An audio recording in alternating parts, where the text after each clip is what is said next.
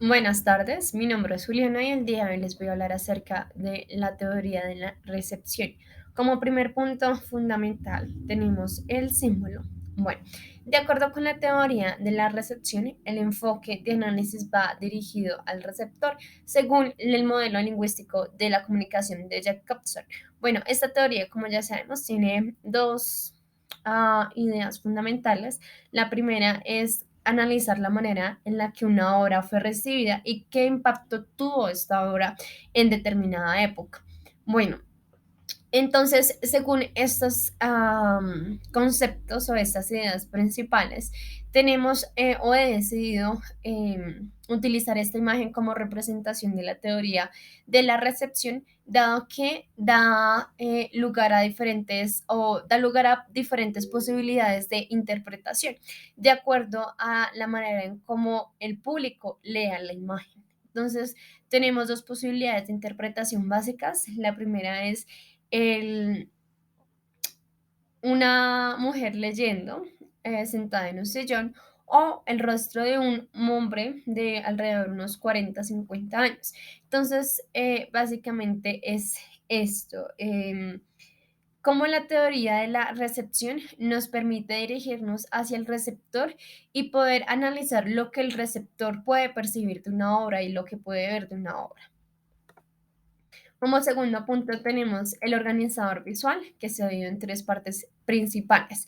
La primera están los representantes, de la cual el más significativo o el más, sí, el principal, el pionero de esto fue Hans Robert Gauss, el cual aportó mucho desde la Escuela de Constancia en Alemania, que de hecho la teoría de la recepción nació en Alemania. Bueno, esta teoría de la recepción tiene algo diferente a las otras dos. Bueno, todas son diferentes porque tienen diferentes enfoques de análisis, pero esta teoría de la recepción añade otro participante fundamental y de ahí nace lo que es el triángulo de la teoría de la recepción, que es el autor, la obra y el público, siendo este último el enfoque de análisis. Entonces aquí tenemos el contexto y aquí se da, bueno, aquí hay que tener en cuenta un punto fundamental y es que la teoría de la recepción nace en contraposición de la teoría formalista y la teoría marxista. Y esto es porque no se tiene en cuenta también el papel fundamental que cumple el receptor en el análisis de las obras. Entonces, para tener en cuenta eso, de hecho, esta teoría de la recepción no busca eliminar ninguno de los aspectos que se tenían en cuenta en la otra teoría. De hecho, busca reunir los tres de la teoría de marxista, busca reunir el autor de la teoría del formalismo, busca reunir la obra y de la teoría de la recepción tenemos al público, así mismo completando el triángulo. Bueno, en el contexto se da en una agitación social en los años 60 y es que alrededor del mundo en los años 60 se dieron diferentes protestas, tanto en contextos sociales, políticos, económicos y académicos como en la literatura. Y también es una teoría que nace en contraposición al viejo modelo de la literatura alemana. Como último punto, tenemos ideas centrales y tenemos, como ya lo habíamos dicho, el receptor como enfoque principal de análisis y también otros puntos fundamentales que se analizan como es la manera de recibimiento, las posibilidades de interpretación y el impacto de la obra que se van complementando con diferentes conceptos pertenecientes a la teoría de la recepción, como son los horizontes de expectativas, horizontes de experiencias, de horizontes de sincronía y diacronía. Estos dos últimos son importantes porque básicamente el horizonte de diacronía lo que permite es analizar una obra a lo largo de la historia en un proceso cronológico. Y el horizonte sincrónico lo que hace es analizar una obra en determinada época. Entonces, estas herramientas, esos horizontes que da esta teoría de la recepción, permiten analizar diferentes obras de acuerdo a lo que se busca. Bueno, como ya les había mencionado, el contexto se da en los años 60, nace en contraposición de las otras dos teorías fundamentales, que es teoría del formalismo y teoría del marxismo, y básicamente es eso, nace en los 60, en donde se gesta una sociedad que busca reformar los conceptos de sociedad que se tenían en ese momento. Entonces, alrededor del mundo se dieron diferentes protestas, tanto políticas, académicas, económicas y de diversas índole. Entonces, básicamente es esto. Bueno, ideas principales tenemos la primera. Desde esta perspectiva, el receptor no es el destinatario pasivo, sino un activo que participa en la elaboración de la obra, dado los huecos que contiene. Básicamente, lo que se rescata de aquí es el rol fundamental que cumple el lector en una obra. Como ya lo habíamos mencionado, se ha mencionado varias veces en clase, una obra contiene huecos y esos huecos lo llena un lector activo que, de acuerdo a las ideas que brinda el texto y las ideas que trae desde su bagaje cultural, puede darle una interpretación. Entonces, ese es el punto. La lectura diseñada para un lector activo y no pasivo. Como segundo punto tenemos la teoría de la recepción se centra en la manera en que la obra fue recibida y qué impacto tuvo en ese momento. En este caso podríamos hablar también de los horizontes de sincronía y diacronía. De hecho, aquí cuando hablamos de la manera en que la obra fue recibida y qué impacto tuvo, podríamos tener en cuenta ambos horizontes si deseamos analizar una obra desde el horizonte diacrónico, es decir, analizarlo cronológicamente a través de la historia determinada obra, o sincrónico si queremos analizar cómo fue recibida X obra en determinado momento. Entonces, básicamente es eso, analizarlo también de acuerdo con los diferentes horizontes. Y como último punto, tenemos una obra no tiene existencia real y está incompleta hasta que alguien la haya leído. Esta última idea se conecta mucho con la primera cuando hablamos de los huecos que contiene.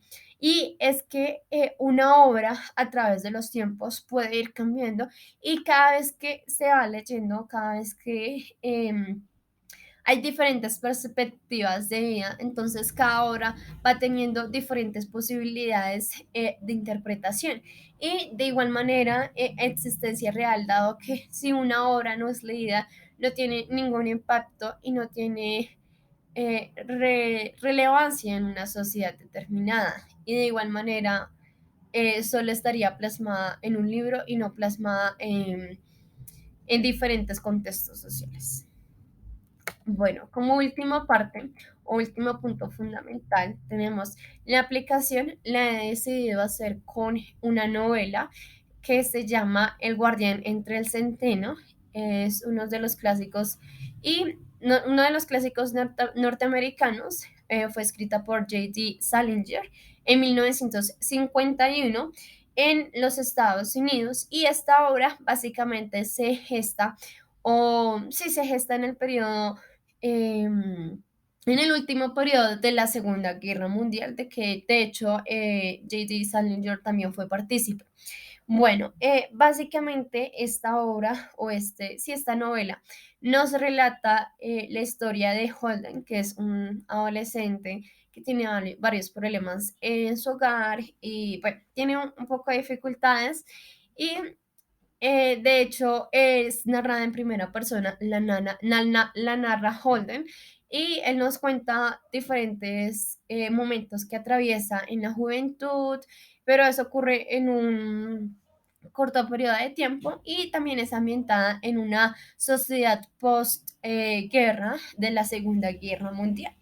Bueno, desde publicación, que fue en 1951, esta obra ha generado hartísimo interés más que todo en un público adolescente, y es que esta obra, como fue narrada por Holden, que es un chico adolescente de 16 años que se enfrenta con diferentes problemáticas, entonces los adolescentes a través de los tiempos, a través de los años y de las épocas, han encontrado mucha similitud y guardan mucho en común con este personaje. Entonces se sienten identificados con Holden por los diferentes momentos que él atraviesa durante el libro. Por otro lado, también han surgido demasiadas polémicas en cuanto a este libro, dado las diferentes polémicas que ha traído consigo mismo. De hecho, se le ha denominado como el libro de, sí, el libro negro, el libro oscuro, ¿sí? Por las diferentes sucesos o las diferentes historias que se le atribuyen a este.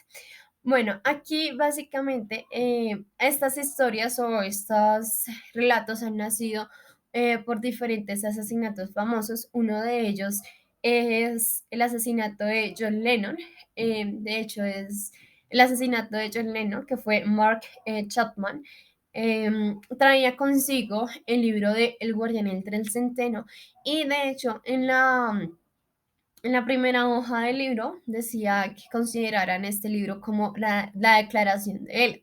Entonces, en este libro también se puede observar que hay diferentes y muchas críticas sociales a cómo se gestaba el mundo o la sociedad en ese momento. Entonces, muchas personas han han tenido en cuenta o han interpretado la obra de diferentes maneras para poder así actuar de la manera en la que han actuado. Entonces, de hecho, Mark Chapman dice que Holden, que es el personaje principal, em, encuentra muchas similitudes entre ellos dos, y se relaciona mucho en el hecho de que Holden da una crítica muy fuerte a la sociedad, como les mencionaba anteriormente, y Mark Chapman también va por esa línea de pensamiento de estar en desacuerdo cómo se gesta la sociedad.